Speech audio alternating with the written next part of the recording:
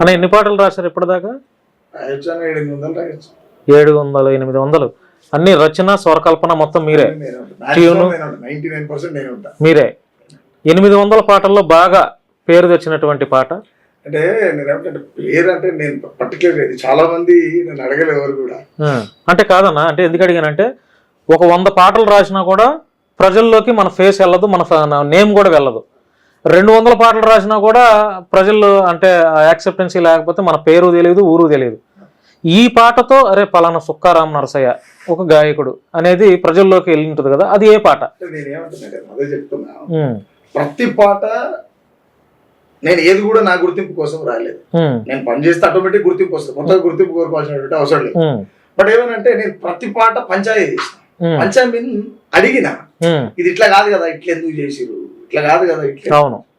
ఎవరయ్యా భారతదేశము అభివృద్ధిలు ఉన్నదండి, అది నిజమైతే దేశంలో ఏమేమి మారిందో తెలపారండి.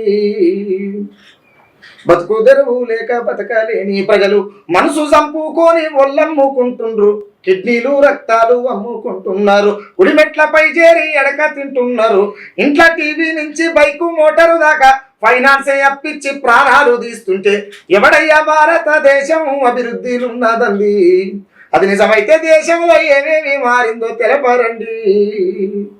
ధనికులై నొల్లు తొడిగిడిసిన బట్ట, ధనికులై నొల్లు తొడిగిడిసిన బట్ట, అంగడంగడి చూడు పాత బట్టల మూట, మండు టెండల్లోన సెవట సుక్కకు దడిసి పేదొల్లయ్యన్ను పై చిరిగిన చొక్క, రెక్క ముక్కలు చేసి పూట గడిపేటోళ్ళు అంగట్ల పాతంగి లాగు కొనుక్కుంటుంటే నాకు ఇట్లా.